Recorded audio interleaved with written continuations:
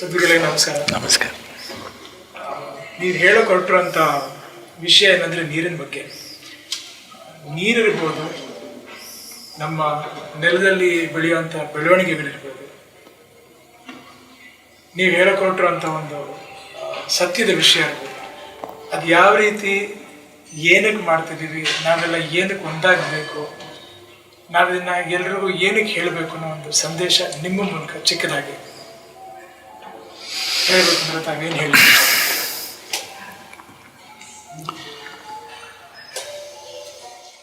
ಮನುಷ್ಯನ ಜೀವನ ಅನ್ನೋದು ಒಂದು ಸಪ್ರೇಟಾಗಿ ನಡೀಲಿಲ್ಲ. ಈಗ ನೀವು ಕುಟುಂಬದಲ್ಲಿದ್ದೀರಾ, ನಿಮ್ಮ ಪಕ್ಕದಲ್ಲಿರೋ ಅರ್ಧಾಂಗಿ ಅವಳು ಸಂತೋಷವಾಗಿದ್ದರೆ ತಾನೇ ನಿಮ್ಮ ಜೀವನ. ಅದು ಅಲ್ಲಿ ಮತ್ತೂ ಇಲ್ಲ. ನಿಮ್ಮ ನೇಬರ್ಹುಡ್ಡಲ್ಲಿ ಇದ್ದಾರೆ, ನಿಮ್ಮ ಬೀದಿಯಲ್ಲಿದ್ದಾರೆ ಜನ, 10 ಜನ, ಅವರು ನೆಮ್ಮದಿಯಾಗಿ ಸಂತೋಷವಾಗಿದ್ದರೆ ತಾನೇ ನೀವು ನಿಮ್ಮ ಮಕ್ಕಳು ನೆಮ್ಮದಿಯಾಗಿ ಹೊರಗಡೆ ಬರ್ಬೋದು. ಅದೇ ನಿಮ್ಮ ಊರಲ್ಲೂ ಅದೇ ನಿಜ ತಾನೆ. ನಮ್ಮ ಸ್ಟೇಟಲ್ಲಿ, ನಮ್ಮ ದೇಶದಲ್ಲಿ, ನಮ್ಮ ಪ್ರಪಂಚದಲ್ಲಿ ಅದೇ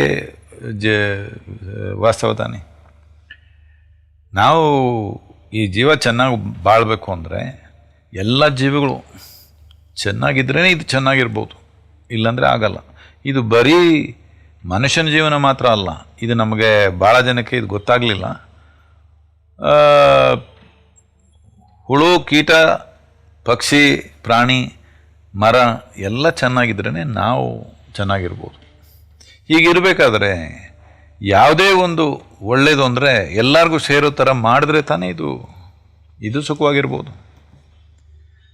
ನಾನು ಎಲ್ಲೋ ಹೋಗಿ ಬೆಟ್ಟದಲ್ಲಿ ಕೂತ್ಕೊಂಡು ಕಣ್ಣು ಮುಚ್ಕೊಂಡು ಕೂತ್ಕೊಂಡ್ರೆ ನಾನು ಚೆನ್ನಾಗೇ ಇದ್ದೀನಿ.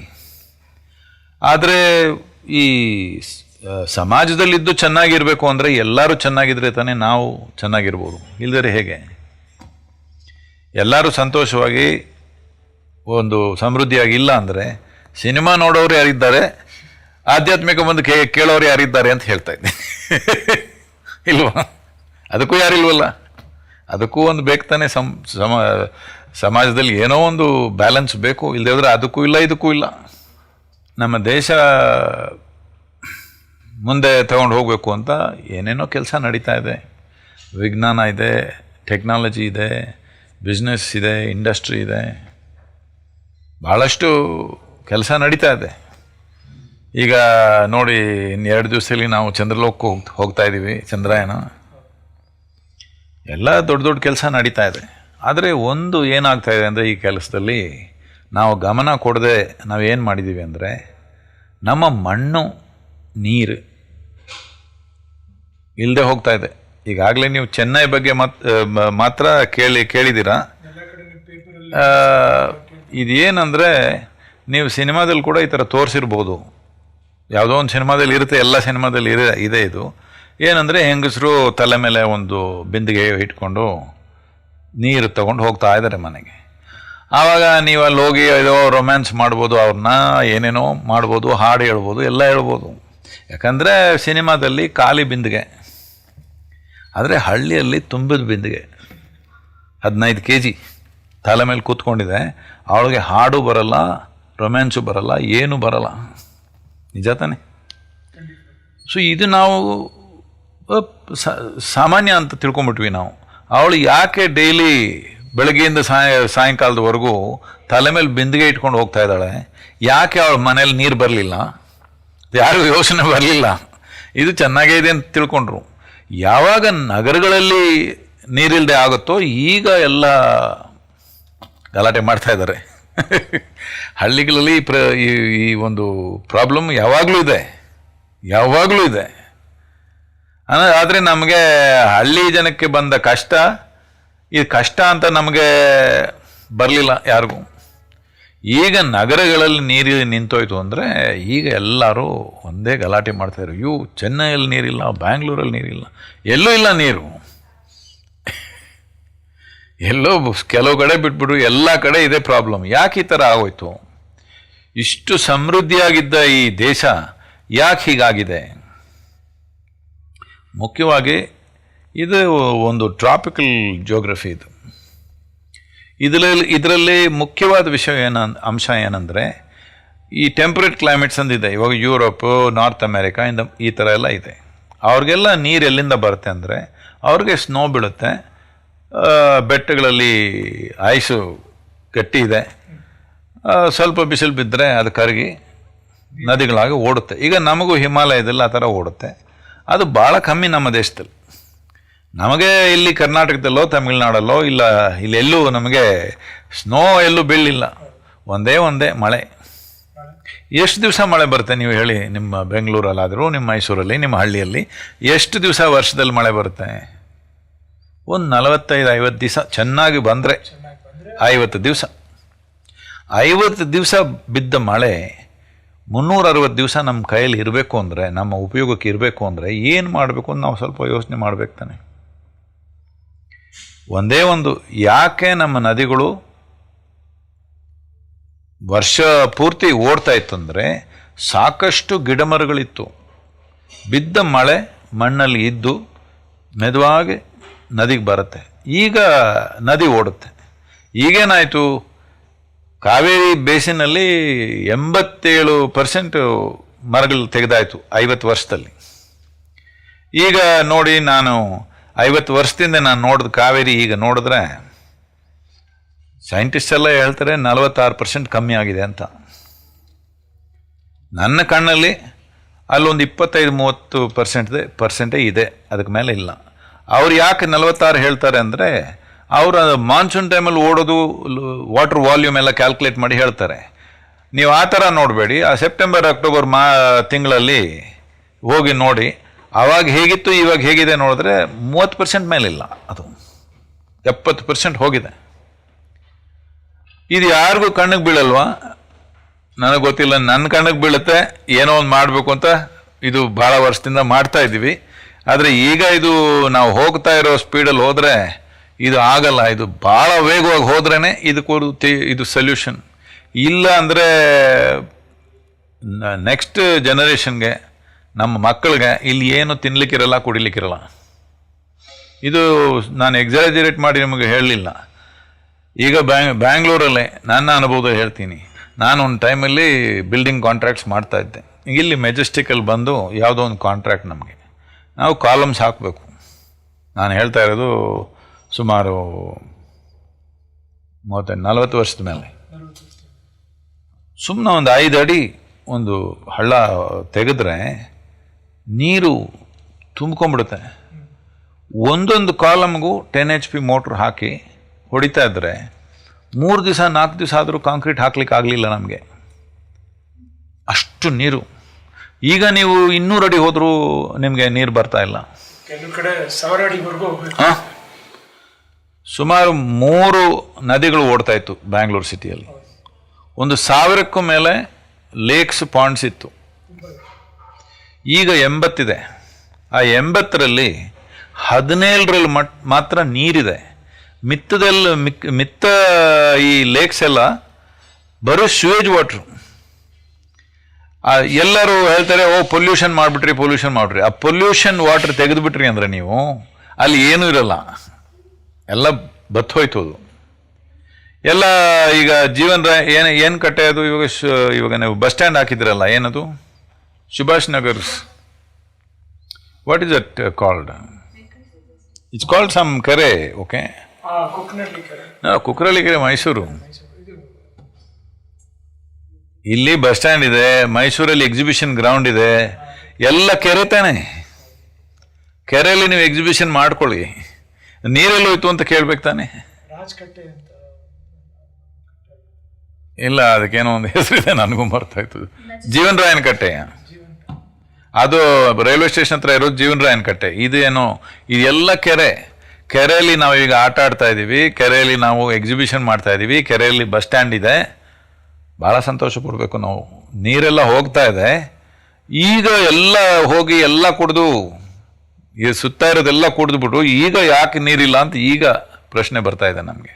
ಇದಕ್ಕೆ ಒಂದೇ ಒಂದು ತೀರ್ಪು, ಮತ್ತೆ ನಮ್ಮ ದೇಶದಲ್ಲಿ ಒಂದು 1/3 ಭಾಗ ಆದರೂ ಮರಗಳು ಗಿಡಗಳು ಇರಬೇಕು.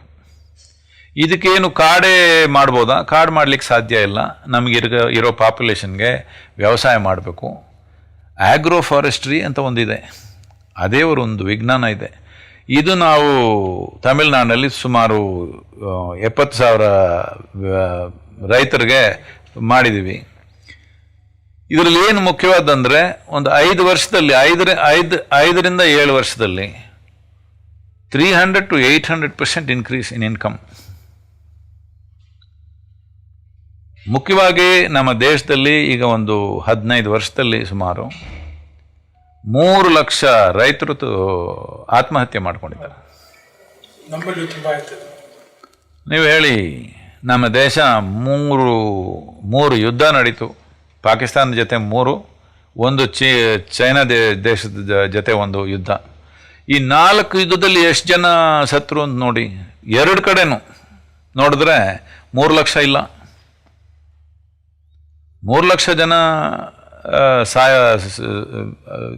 ಡೆತ್ ಆಗಲಿಲ್ಲ, ಈವನ್ ಇನ್ 4 ವಾರ್ಸ್. ಆದರೆ ನಮ್ಮ ರೈತರು 3 ಲಕ್ಷ ಜನ 10 ವರ್ಷದಲ್ಲಿ 10-15 ವರ್ಷದಲ್ಲಿ ಇಷ್ಟು ನಡೆದಿದೆ.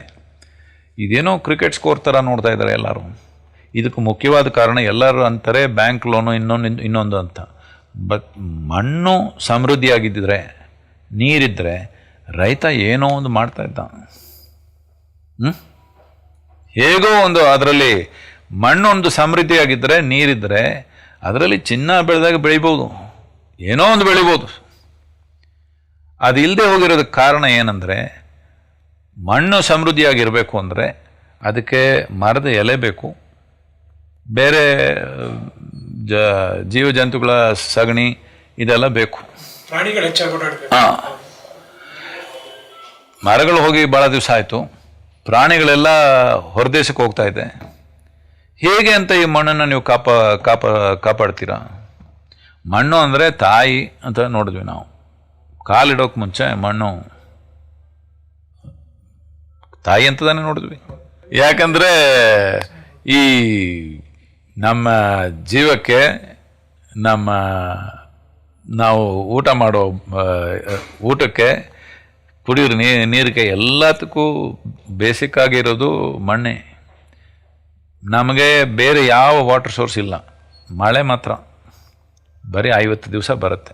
ಇಷ್ಟೇ ಮಾಡಬೇಕು. 50 ದಿವಸ ಬಂದಿದ್ದ ಮಳೆ ಹೇಗೆ ವರ್ಷ ಪೂರ್ತ ನಾವು ಇಟ್ಕೊಳ್ಳೋದು?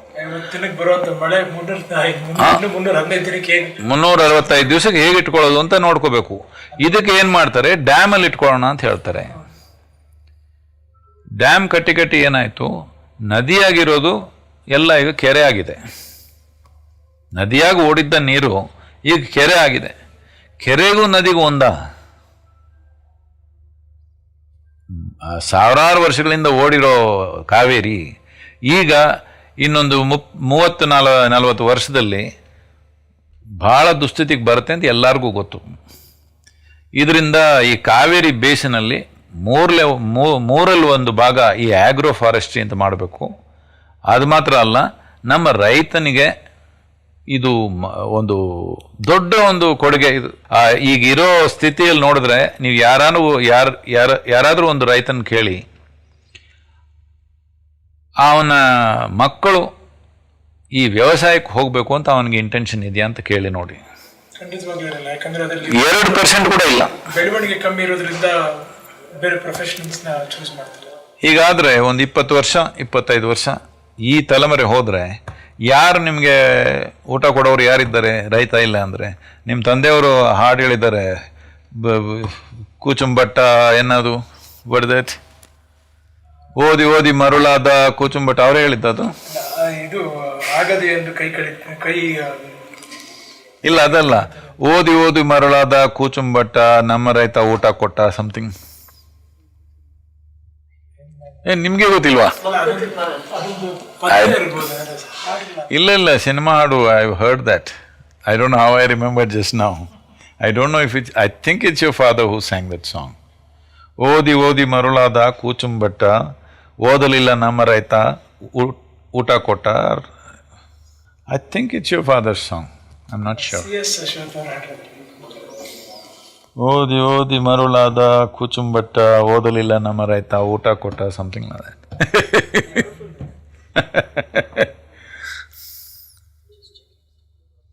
No, it's in some cinema song, I'm sure about that. I don't know, I've never watched those cinemas, but I've heard it. Because whenever we got zeros, we used this song to counter our teachers and parents. ಅಂದ್ರೆ ಮಳೆ ಆದಾಗ ನೀರು ಉಳಿಸ್ಕೊಳ್ಳೋ ಪ್ರಯತ್ನ ಮಾಡೋದು ಎಷ್ಟರ ಮಟ್ಟಿಗೆ ಸರಿ ಅಂದ್ರೆ, ಮಳೆ ಆದಾಗ ಕೆಲವು ಸರಿ ಹೇಳ್ತೀರಿ, ಈಗ ಬರುವಂತ ನೀರಲ್ಲಿ ರೋಡ್ ಸೈಡ್ ಹರ್ಕೊಂಡು ಹೋಗ್ತಾ ಇದೆ, ಅಥವಾ ಜಮೀನುಗಳಲ್ಲಿ ಮಳೆ ಆದ್ರೂ ಎಲ್ಲೂ ಆ ಬರ್ತಿರೋಂಥ ಮಳೆ ನೀರನ್ನ ನಾವು ಸರಿಯಾಗಿ ಕಾಪಾಡ್ಕೊಳಕ್ ಆಗ್ತಿಲ್ಲ ಅಂತ, ಅದೊಂದು ಸೊಲ್ಯೂಷನ್ ಆಗುತ್ತೆ. ಅಥವಾ ಗ್ರೀನ್ರಿ ಪ್ಲಾಂಟೇಶನ್ ಅಂದ್ರೆ, ಈಗ ಇವತ್ತಿನ ಯಂಗ್ಸ್ಟರ್ ಜನ್ರೇಷನ್ಗೆ ಏನಾಗಿದೆ ಅಂದ್ರೆ, ಯಾವ್ದಾದ್ರು ಒಂದು ಕಾರ್ಯಕ್ರಮಕ್ಕೆ ಹೋದ್ರೆ ಕೊಡುಗೆ ಏನಾದ್ರು ಕೊಡೋದು ಒಂದು ಗಿಡ ಕೊಡ್ತಾರೆ, ಆ ಗಿಡ ತಗೊಂಡೋಗಿ ಎಲ್ಲಿ ನೆಡಬೇಕು, ಅದಕ್ಕೇನೆ ಇದು. ಇವಾಗ ನೀವೊಂದು ಮಾತಾಡಿದ್ರೆ ತುಂಬಾ ಚೆನ್ನಾಗಿತ್ತು. ಆ ಮಾತೇನಂದ್ರೆ, ಎಲ್ಲಾದ್ರೂ ಒಂದ್ ಕಡೆ ಬರ ಅಂತ ಬಂದಾಗ, ಡ್ರಾಟ್ ಅಂತ ಬಂದಾಗ, ಒಂದು 500 ರೂಪಾಯಿನೋ 50 ರೂಪಾಯಿನೋ 100 ರೂಪಾಯಿನೋ ಪ್ರತಿಯೊಬ್ಬ ಕೊಡೋಕ್ಕೂ ರೆಡಿಯಾಗಿರ್ತಾನೆ ಅಂತ ಹೇಳಿ. ಆದರೆ ಅದ್ರ ಎಷ್ಟು ಮಟ್ಟಕ್ಕೆ ಯೂಸ್ ಆಗುತ್ತೆ, ಅದಕ್ಕಿಂತ ನೀವು ಹೇಳ್ತಿರೋ ಹಾಗೆ ಗಿಡಗಳು ನೆಡಬೇಕು, ಅದರಲ್ಲಿ ಎಲೆಗಳು ಬೇಕು, ಪ್ರಾಣಿಗಳು ನಡೆದಾಡಿದ್ರೆ ಅದರಲ್ಲಿ ಬರುವಂಥ ಅದರಲ್ಲಿ ಬರುವಂಥ ಮೆನ್ಯೂರ್ಸ್ ಏನಿರುತ್ತೆ, so that comes into natural farming ಅಂತ ಹೇಳಿ, ಆರ್ಗ್ಯಾನಿಕ್ ಫಾರ್ಮಿಂಗ್ ಅಂತ ಹೇಳಿ, ಅದು ತುಂಬ ಮುಖ್ಯ. See, organic farming is one thing. Right now we're talking about agroforestry. ಯಾಕೆಂದರೆ ಇದು ಹೊಸ ವಿಷಯ ಅಲ್ಲ. ಇದು ಒಂದು 40 ವರ್ಷಕ್ಕೆ ಮುಂದೆ ಈ ಒಂದು ಅನಾಹುತ ನಡೀತು ನಮಗೆ. ಏನಂದರೆ, ನಾನು ಆವಾಗ ವ್ಯವಸಾಯದಲ್ಲಿದ್ದೆ ಆ ಟೈಮಲ್ಲಿ. ಅದುವರೆಗೂ ನೀವು ನೋಡಿದ್ರೆ ಎಲ್ಲ ಜಮೀನಲ್ಲೂ ಒಂದು ರೈತ ಅಂದರೆ ಒಂದು 10-20 ಮರ ಇಟ್ಟಿರ್ತಾನೆ ಬೌಂಡ್ರಿಯಲ್ಲಿ ಯಾವಾಗಲೂ. ಅದಕ್ಕೆ ಹೆಸರು ಕೊಡ್ತಾರೆ, ಇದು ನಮ್ಮ ಹುಡುಗಿಗೆ ಈ ಮರ, ನಮ್ಮ ಹುಡುಗನಿಗೆ ಈ ಮರ, ನಮ್ಮ ಹುಡುಗಿ ಮದುವೆ ಮಾಡಬೇಕು ಅಂದರೆ ಈ ಮರ. ಒಂದು ಮರ ಕಟ್ ಮಾಡಿದ್ರೆ ಒಂದು 8,000 10,000 ಆ ಕಾಲದಲ್ಲಿ. ಮದುವೆ ಮುಗ್ದೋಯ್ತು, ಹುಡುಗ ಏನೋ ಕಾಲೇಜ್ಗೆ ಹೋಗ್ಬೇಕು ಅಂದರೆ ಒಂದು ಮರ ಕಟ್ ಮಾಡಿದ್ರೆ ಅವ್ನು ಕಾಲೇಜ್ಗೆ ಹೋದ. ಈ ಥರ ಇದು ಏನಾಯಿತು ಅಂದರೆ, ಒಂದು 40 ವರ್ಷದಿಂದ ಈ ಫರ್ಟಿಲೈಸರ್ ಕಂಪನೀಸ್ ಬಂದು ಅವರು ಎಲ್ಲರಿಗೂ ಹೇಳ್ಕೊಟ್ರು, ನೀವು ಮರಗಳಿಟ್ಕೊಂಡ್ರೆ ಈ ಫರ್ಟಿಲೈಸರ್ ಎಲ್ಲ ಅವರು ತಿನ್ಬಿಡ್ತಾರೆ, ನಿಮ್ಮ ಇದಕ್ಕೆ ನಿಮ್ಮ ಕ್ರಾಪ್ಗೆ ಬರಲ್ಲ, ಮರಗಳು ತಿನ್ಬಿಡ್ತಾರೆ, ಆದ್ದರಿಂದ ನೀವು ಮರ ತೆಗಿಬೇಕು ಅಂತ ಹೇಳಿದ್ರು. ಈ 40 ವರ್ಷದಿಂದ ಕೋಟಿ ಮರ ಎಲ್ಲ ಹೋಯ್ತು. ಯಾಕೆಂದರೆ ಫರ್ಟಿಲೈಸರ್ ಯೂಸ್ಗೆ ಅದು ಕಂಡ್ಯೂಸಿವ್ ಇಲ್ಲ ಅಂತ. ಈಗ ಆಗಲೇ ನಾನು ಹೇಳಿದೆ, ಇದು ಭಾಳ ತಪ್ಪು, ಇದು ಈ ಥರ ಮಾಡಿದ್ರೆ. ಆದರೆ ಫರ್ಟಿಲೈಸರ್ ಕಂಪನೀಸ್ ಬಂದು ಈ ಥರ ಹೇಳ್ಕೊಟ್ರು ರೈತರಿಗೆ, ಮರಗಳಿದ್ದರೆ ಫರ್ಟಿಲೈಸರ್ ಎಲ್ಲ ವೇಸ್ಟ್ ಆಗಿಬಿಡುತ್ತೆ, ನೀವು ಮರಗಳು ತೆಗಿಬೇಕು ಮೊದಲು ಅಂತ. ಮರಗಳು ತೆಗೆದ್ರು ಈಗ ಇನ್ಶೂರೆನ್ಸೇ ಇಲ್ಲ. ಒಂದು ಕ್ರಾಪ್ ಫೇಲ್ ಆದರೆ ಈ ಆತ್ಮಹತ್ಯೆ ಮಾಡ್ಕೋತಾನೆ, ಬೇರೆ ದಾರಿನೇ ಇಲ್ವಲ್ಲ ಅವನಿಗೆ. ಸೊ ಅದು ಈಗೇನಿದು ಹೊಸ ವಿಷಯ ಅಲ್ಲ, ಮೊದಲಿಂದ ನಮಗೆ ಗೊತ್ತಿದ್ದ ವಿಷಯನೇ. ಈಗ ಸುಮಾರು 40 ವರ್ಷದಿಂದ ಇದು ಕೆಡಿಸಿದ್ದೀವಿ, ಈಗ ಸರಿ ಮಾಡ್ಕೋಬೇಕು. ಎಲ್ಲರ ಜಮೀನು 3/1 ಭಾಗ ಮರಗಳಿರಬೇಕು. ಇದು ಒಳ್ಳೆ ಸಂಪಾದನೆ. ಆದರೆ ಆ ಇದಕ್ಕೆ ಹೋಗಲಿಕ್ಕೆ ನಾವು ಇವಾಗ ಗೌರ್ಮೆಂಟ್ ಹತ್ರ ಏನು ಕೇಳ್ತಾ ಇದ್ದೀವಿ ಅಂದರೆ, ಈ 4 ವರ್ಷ ಆ ರೆಗ್ಯುಲರ್ ಕ್ರಾಪಿಂದ ಮರಕ್ಕೆ ಹೋಗ್ಬೇಕಾದ್ರೆ ಅವನು ಆ 4 ವರ್ಷ ಸ್ವಲ್ಪ ಸಪೋರ್ಟ್ ಮಾಡಿ, ಸ್ವಲ್ಪ ಸಬ್ಸಿಡಿ, ಸ್ವಲ್ಪ ಫೈನಾನ್ಷಿಯಲ್ ಇನ್ಸೆಂಟಿವ್ಸ್ ಸ್ವಲ್ಪ ಇದ್ದರೆ ಸುಖವಾಗಿ ಹೋಗ್ಬೋದು. ಇಲ್ಲದೆ ಹೋದರೆ ಅವನು ನೋಡಿ, ಅವನ ಬೇಸಿಕ್ ಮನಸ್ಸು ಚೇಂಜ್ ಮಾಡಲಿಕ್ಕೆ ಸ್ವಲ್ಪ ಹಣ ಬೇಕು ಅದಕ್ಕೆ, ಇಲ್ಲದೆ ಆಗಲ್ಲ. ಯಾಕಂದರೆ ನೀವು ಈ ಬಡವನಾಗಿರೋ ರೈತನಿಗೆ ಹೋಗಿ ನೀವು ಕಾವೇರಿ ಕಾಪಾಡಿ, ಭೂಮಿ ಕಾಪಾಡಿ, ಇದೆಲ್ಲ ಆಗಲ್ಲ. ನಾವು ಹೇಳ್ತಾ ಇರೋದು ಇಷ್ಟೇ, ಇದು ಎಕನಾಮಿಕ್ ಪ್ಲ್ಯಾನ್ ಫಾರ್ ಯು. ನಮ್ಮ ರೈತನಿಗೆ ಇದು ಎಕನಾಮಿಕ್ ಪ್ಲ್ಯಾನ್. ಮುಖ್ಯವಾಗಿ ರೈತರು ಹೆಚ್ಚಿಗೆ ಹಣ ಸಂಪಾದಿಸೋ ಒಂದು ಶಕ್ತಿ ಬೇಕು. ಇದಕ್ಕೆ ಮರಗಳು ಬಹಳ ಮುಖ್ಯವಾದ್ದು. ಮೊದಲಿಂದ ನಮ್ಗೆ ಗೊತ್ತಿರೋ ವಿಷಯ ಇದು. ನಮಗೆ ಈಗ ಸ್ವಲ್ಪ ಈ ಒಂದು ಹುಚ್ಚು ಹಿಡಿದಿದೆ ನಮಗೆ. ಈ ಹುಚ್ಚಿಂದ ನಮ್ಮ ಕಾವೇರಿ ಬತ್ತಿ ಹೋಗಿದ್ದಾಳೆ. ಮತ್ತೆ ಅದು ತೊಗೊಂಬರ್ಬೇಕು ಅಂದರೆ ಇದು ಮಾಡಬೇಕು. ಇದು ಸುಮಾರು ಕಾವೇರಿ ಬೇಸಿನ್ ಅಂದರೆ ನಮಗೇನು ಅನ್ಕೋತೀವಿ ಅಂದರೆ ನದಿ ಅಂದರೆ ಗಂಗಾ, ನರ್ಮದಾ, ಗೋದಾವರಿ, ಕಾವೇರಿ ಹೀಗೆ. ನದಿ ಅನ್ನೋದು ಒಂದು ವಾಟರ್ ಸೋರ್ಸ್ ಅಲ್ಲ. ವಾಟರ್ ಸೋರ್ಸ್ ನಮ್ಗೆ ಒಂದೇ ಮಳೆ. ಅಂದರೆ ನದಿಗೆ ನೀರು ಬರಬೇಕು ಅಂದರೆ ಇದಕ್ಕೆ ಬಹಳಷ್ಟು ಟ್ರಿಬ್ಯೂಟ್ರೀಸ್ ಇದೆ, ಚಿಕ್ಕ ಚಿಕ್ಕ ಹೊಳೆಗಳಿದೆ. ಆ ಹೊಳೆ ಎಲ್ಲ ಓಡಿದ್ರೇ ನದಿ ಓಡುತ್ತೆ. ಆ ಹೊಳೆಗಳೆಲ್ಲ ಹೋಗ್ತಾ ಇದೆ ಹಾಗೆ. ಎಷ್ಟು ಹೊಳೆ ಹೋಗಿದೆ ಅಂದರೆ ಈ ಕರ್ನಾಟಕದಲ್ಲಿ ಈ 50 ವರ್ಷದಲ್ಲಿ ನೀವು ಯಾರಿಗೂ ಗಮನ ಇಲ್ಲ. ಹೊಳೆಗಳೆಲ್ಲ ಹೋಗಿದೆ. ನೀವು ಹೋಗ್ಬೇಕಾದ್ರೆ ನೋಡಿ, ಚಿಕ್ಕ ಚಿಕ್ಕ ಹೊಳೆ ಎಲ್ಲ ಹೋಯ್ತು. ಬ್ಯಾಂಗ್ಳೂರು ಸಿಟಿಯಲ್ಲೇ 3 ಹೊಳೆ ಇತ್ತು, ಹೋಯ್ತು. ಎಲ್ಲಿದೆ ಅಂತ ಗೊತ್ತಿಲ್ಲ ಯಾರಿಗೀಗ. ಅಷ್ಟು ಮಟ್ಟಿಗೆ ನಾವು ಮಾಡಿದ್ದೀವಿ. ಹೊಳೆಗಳಿಲ್ಲ ಅಂದರೆ ನದಿ ಹೇಗೆ ಓಡುತ್ತೆ? ತಮಿಳಲ್ಲಿ ಒಂದು ಗಾದೆ ಥರ ಇದೆ. ಇದಕ್ಕೇನು ಹೇಳ್ತಾರೆ ಅಂದರೆ, ಕಾವೇರಿ ನಡೆದು ಬಂದರೆ ಮಾತ್ರ ನಮಗೆ ಇದು ಸಮೃದ್ಧಿ, ಅವಳು ಓಡಿ ಬಂದರೆ ನಮಗೆ ನಾಶ. ಅವಳು ನಡೆದು ಬರಬೇಕು. ನಡೆದು ಬರಬೇಕು ಅಂದರೆ ಏನಾಗಬೇಕು? ಬಿದ್ದ ಮಳೆ ಮಣ್ಣಲ್ಲಿ ಸೇರಬೇಕು, ಮೆದುವಾಗಿ ಬರಬೇಕು. ಈಗ ಬಿದ್ದ ಮಳೆ ಸೀದಾ ನದಿಗೆ ಬಂದರೆ ಓಡೋಗ್ತಾಳೆ. ಇದರಿಂದ ಒಂದು ಯಾವುದು ಒಳ್ಳೇದು ಬರಲ್ಲ ನಮಗೆ. ಇರೋ ಮನೆ ಬೀದಿ ಎಲ್ಲ ಹೊಡ್ಕೊಂಡು ಹೋಗುತ್ತೆ ಅಷ್ಟೇ. ಹಾಗಾಗಿ ಮಣ್ಣಲ್ಲಿ ಸೇರಿ ಮಣ್ಣಿಂದ ನೀರಿಗೆ ಬರಬೇಕು. ಹೌದು, ನದಿಗೆ ಬರಬೇಕು. ಈಗ ಮಣ್ಣೇ ಬರ್ತಾ ಇದೆ ನದಿಗೆ. ಕಾವೇರಿ ಯಾವಾಗಲೂ ನಾವು ಬ್ರೌನ್ ಕಲರ್ ಆಗಿ ನೋಡಿದ್ದು ಇಲ್ಲ. ಈ 7 ವರ್ಷದಲ್ಲಿ ಹೋಗಿ ನೋಡಿ, KR ನಗರಕ್ಕೆ ಮೇಲೆ ಹೋಗಿ ನೋಡಿ, ಎಲ್ಲ ಮಳೆಗಾಲದಲ್ಲಿ ಬ್ರೌನ್ ಕಲರ್ ಆಗಿದೆ.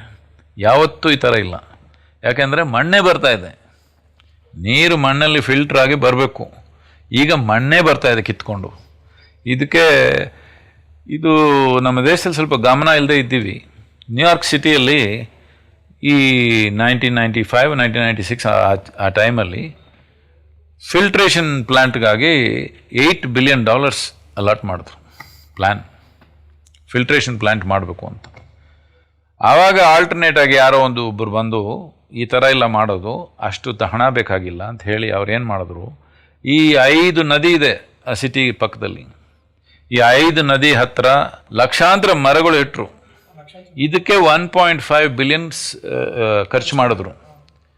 ನ್ಯೂಯಾರ್ಕ್ ಸಿಟಿಯಲ್ಲಿ ಈಗ ಫಿಲ್ಟ್ರೇಷನ್ ಪ್ಲ್ಯಾಂಟೇ ಇಲ್ಲ. ನದಿಯಲ್ಲಿ ಬರೋ ನೀರು ಹಾಗೆ ಕುಡಿಬೋದು. ಇವಾಗ ಅಲ್ಲಿ ನಲ್ಲಿಯಲ್ಲಿ ಬರೋ ನೀರು ಫಿಲ್ಟ್ರ್ ಇಲ್ಲ, ಅದರಲ್ಲಿ ವಿಷ ಇಲ್ಲ ಅಂದರೆ ಈ ಕ್ಲೋರಿನ್ ಇಲ್ಲ. ಈಗ ಕ್ಲೋರಿನ್ನು ಹಾಕ್ತೀವಿ. ಯಾಕೆ ಹಾಕ್ತೀವಿ? ಅಲ್ಲಿರೋ ಜೀವಗಳೆಲ್ಲ ಸತ್ತೋಗ್ಬೇಕು ಅಂತ. ಆ ಜೀವಗಳೆಲ್ಲ ಸತ್ತೋಗೋ ಹಾಗೆ ಆ ವಿಷ ಇದ್ದರೆ ನಮ್ಮ ಜೀವಕ್ಕೆ ಏನು ಡ್ಯಾಮೇಜ್ ಇಲ್ಲ ಅಂತ ಯಾರು ಹೇಳಿದ್ದು ನಮಗೆ? ಡೋಸೇಜ್ ಸಾಕಾಗಲಿಲ್ಲ ಅಷ್ಟೇ. ಹೆಚ್ಚಿಗೆ ಕ್ಲೋರಿನ್ ಕುಡಿದ್ರೆ ನಾವು ಹೋಗ್ಬಿಡ್ತೀವಿ. ಡೋಸೇಜ್ ಕಮ್ಮಿ ಅಷ್ಟೇ, ಬಟ್ ವಿಷ ತಾನೆ. ನಮ್ಮ ನೀರಿಗೆ ನಾವೇ ವಿಷ ಹಾಕ್ಕೊಂಡು ಕುಡಿಯೋದು ಯಾವ ಥರ ವಿಜ್ಞಾನ ಅಂತ ನನಗೆ ಗೊತ್ತಾಗಲಿಲ್ಲ. ನಾವು ಕುಡಿಯೋ ನೀರಿಗೆ ವಿಷ ಹಾಕಿ ಕುಡಿಯೋದು ಇದೊಂದು ವಿಜ್ಞಾನ ಅಂತ ಇಷ್ಟು ವರ್ಷ ನಮಗೆ ನಡೀತಾ ಇದೆ. ಇದು ಬರೀ ಆ ಮರಗಳು ನೆಟ್ಟಿದ್ದರಿಂದ ಫಿಲ್ಟ್ರೇಷನ್ ಯೂನಿಟೇ ಇಲ್ಲ. Only 5 cities are there in the United States without filtration. New York City is one of them, simply because of the trees, no filtration. So that is more important. Yes, it is more sustainable. It will be for always. ಒಂದು ಮರ ಅಂದರೆ 12 ವರ್ಷಕ್ಕೆ ಒಂದು ಮರ ಇವಾಗ ನೆಟ್ಟರೆ 12 ವರ್ಷದಲ್ಲಿ ಆ ಮರ ಒಂದು ವರ್ಷದಲ್ಲಿ 38,000 ಲೀಟ್ರು ನೀರು ಸೇರಿಸುತ್ತೆ. ಈಗ ನಾವು ಮಾತಾಡ್ತಾ ಇರೋದು ಕಾವೇರಿ ಬೇಸಿನಲ್ಲಿ 242 ಕೋಟಿ ಮರ ಇಡಬೇಕು ಈ ಕಾವೇರಿ ಬೇಸಿನಲ್ಲಿ ಅಂತ. ಕೋಟಿ 242 ಕೋಟಿ ತಮಿಳುನಾಡಲ್ಲಿ, ಕರ್ನಾಟಕದಲ್ಲಿ ಸೇರಿ ಇಷ್ಟು ಇಟ್ಟರೆ ನಾವು ಇದರಲ್ಲಿ 9 ರಿಂದ 12 ಟ್ರಿಲಿಯನ್ ಲೀಟರ್ ಸೇರುತ್ತೆ. ಈಗ ನಮ್ಮ ಕಾವೇರಿ ನದಿಲಿರೋ ನೀರು ಎಷ್ಟು ಅಂದರೆ, ಒಂದು ವರ್ಷದಲ್ಲಿ ಓಡೋ ನೀರು 21 ಟ್ರಿಲಿಯನ್ ಓಡ್ತಾ ಇದೆ. 10 ರಿಂದ 12 ಟ್ರಿಲಿಯನ್ ನೀರು ಎಕ್ಸ್ಟ್ರಾ ಬಂದರೆ ನೀವು ಕರ್ನಾಟಕದವರು ತಮಿಳ್ನಾಡು ಜಗಳ ಆಡಬೇಕಂತ ಹೇಳ್ತಾ ಇದ್ದೀನಿ ನಾನು. ಈಗ ನಮ್ಮಿಬ್ಬರಿಗೆ, ನಿಮಗೊಂದು ಗ್ಲಾಸ್ ನೀರಿದೆ, ನನಗೊಂದು ಗ್ಲಾಸ್ ನೀರಿದೆ. ನಾವು ಯಾಕೆ ಜಗಳ ಆಡೋಕೆ ಹೋಗ್ತೀವಿ? ಒಂದೇ ಗ್ಲಾಸ್ ಇದೆ, ಇವಾಗ ಜಗಳ ತಾನೇ ಬರುತ್ತೆ. ಹಾಗಾಗಿ ಮಾಡೋಕೆ ಹೊರಟಿರೋಂಥ ಪ್ರಯತ್ನ ಬಂದು ತುಂಬ ಒಳ್ಳೆ ಪ್ರಯತ್ನ. ಏನು ಹೇಳ್ಬೋದು, ಪ್ರಯತ್ನ ಇಲ್ಲ, ನಾವು ಯಶಸ್ವಿಯಾಗಿ ಮಾಡಬೇಕು. ಇದು ಯಶಸ್ವಿಯಾಗಿ ಮಾಡಬೇಕಾದ್ರೆ ಎಲ್ಲರೂ ಕೈ ಜೋಡಿಸ್ಬೇಕು. ಖಂಡಿತವಾಗಿ ನಮ್ಮ ಪ್ರಯತ್ನ ಅನ್ನೋದಕ್ಕಿಂತ ಹೆಚ್ಚಾಗಿ ಇದು ನಮ್ಮ ಕರ್ತವ್ಯ ಅಂತ ನಾವು ಅನ್ಕೋಬೇಕಷ್ಟೇ. ಈ ಒಂದು ಜನ್ರೇಷನಲ್ಲಿ ಇದು ಮಾಡಲಿಲ್ಲ ಅಂದರೆ ನಾವು ಈ ದೇಶ ನೆಕ್ಸ್ಟ್ ಜನ್ರೇಷನ್ಗೆ ಒಂದು ಒಳ್ಳೆ ಸ್ಥಿತಿಯಲ್ಲಿ ಬಿಡಲಿಲ್ಲ. ಕಡ್ಡಾಯವಾಗಿ ಹಣ ಇರೋರು ಇದಿರೋರು ಎಲ್ಲ ಅವ್ರ ಮಕ್ಕಳನ್ನೆಲ್ಲ ಹೊರ ದೇಶಕ್ಕೆ ಕಳಿಸ್ತಾರೆ. ಇಲ್ಲಿರೋರು ಜೀವನ ಸರಿ ನಡೆಯಲ್ಲ. ಈಗಾಗಲೇ ಗ್ರಾಮಗಳಲ್ಲಿ ಭಾಳ ಕಷ್ಟಪಡ್ತಾರೆ ನೀರಿಗೆ. ಅದು ಯಾರು ನ್ಯೂಸ್ ರಿಪೋರ್ಟು ಏನೂ ಮಾಡಲ್ಲ. ಸಿಟಿಯಲ್ಲಿ ನೀರಿಲ್ಲ ಅಂದರೆ ಮಾತ್ರ ದೊಡ್ಡ ನ್ಯೂಸು. ಹಳ್ಳಿಗಳಲ್ಲಿ ನೀರಿಲ್ಲ ಮೊದಲಿನಿಂದ. ಮಳೆ ಬಂದಾಗ ಬರುತ್ತೆ. ಇಲ್ಲೇ 1000 ಅಡಿ ಬೋರ್ವೆಲ್ ಹಾಕ್ಕೊಂಡಿದ್ದಾರೆ. ಎಲ್ಲ ಜೀವ ಜಂತು ಇಟ್ಕೊಳ್ಳೋಕೆ ಯಾರಿಗೂ ಆಸೆ ಇಲ್ಲ, ಯಾಕಂದರೆ ಅದಕ್ಕೆಲ್ಲ ನೀರು ಕೊಡಬೇಕು ಅಂತ. ನಾವು ಇದನ್ನ ಖಂಡಿತ ಮಾಡಬೇಕು. ಮಾಡ್ತೀವಿ. ಜೊತೆಗೆ ಈ ವಿಷಯದ ಬಗ್ಗೆ ಮಾತಾಡ್ತೀನಿ. ತಾವು ಮಾತಾಡೋ ವಿಷಯಗಳಿರ್ಬೋದು, ಇನ್ನೊಂದಿಷ್ಟು ಇನ್ಫಾರ್ಮೇಶನ್ ಶೇರ್ ಮಾಡಿ ನಾನು ಖಂಡಿತವಾಗಿ.